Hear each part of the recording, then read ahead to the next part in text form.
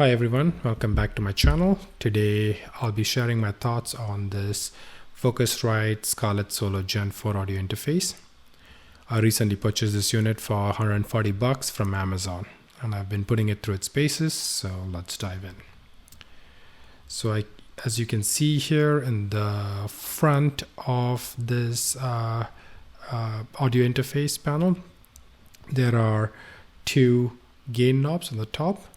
The first one controls the line input here, which can also act as an instrument input when you click this button here. Then the second gain knob here controls the XLR input on the back. So this input here. So you can control the gain using this gain knob here. Then you'll see this main output control knob, which controls the gain of the output that's coming out of the pair of main output here.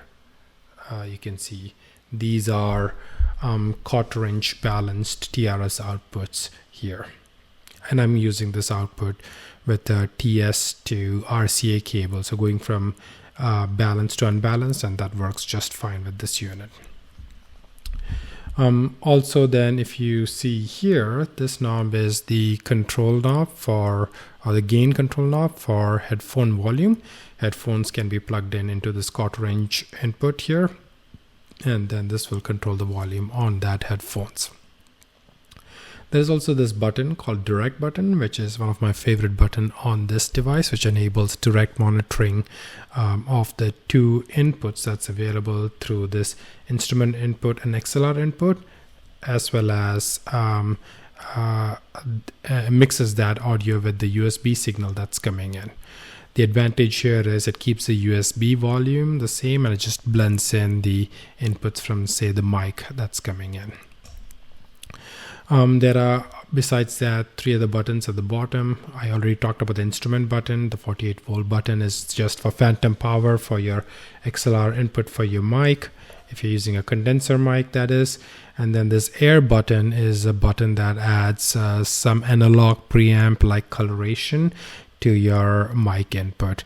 Personally, I didn't notice a significant difference while clicking this air button on and off, but for trained ears, maybe that might add some more coloration to your voice.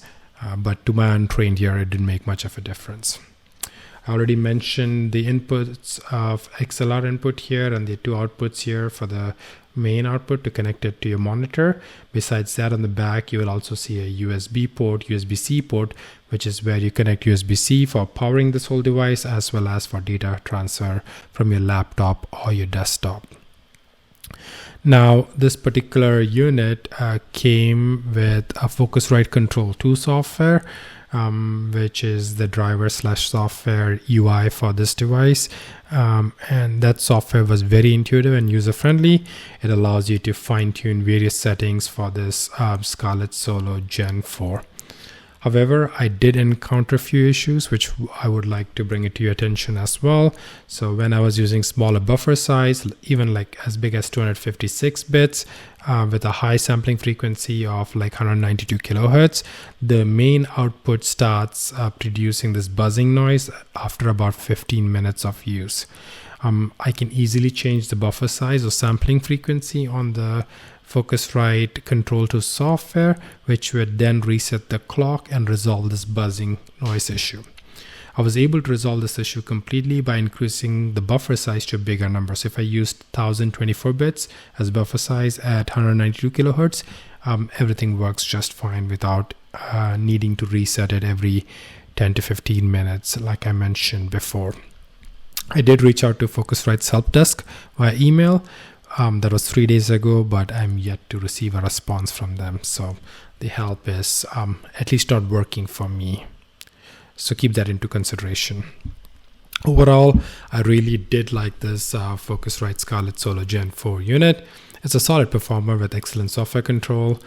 Just be aware of this potential buzzing issue that I experienced, but I was able to resolve that with bigger buffer size in the settings. If you're in the market for this compact audio interface, this one is worth considering. I have used this unit and I've used M Audio Air 192-4 unit audio interface, which is what I'm using currently to record this audio.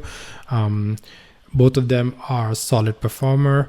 I prefer this Focusrite just because it's more compact of a unit, and I like the design, which is more sleeker compared to the M Audio unit, which is a little bit bigger and bulkier, but it does the job just fine.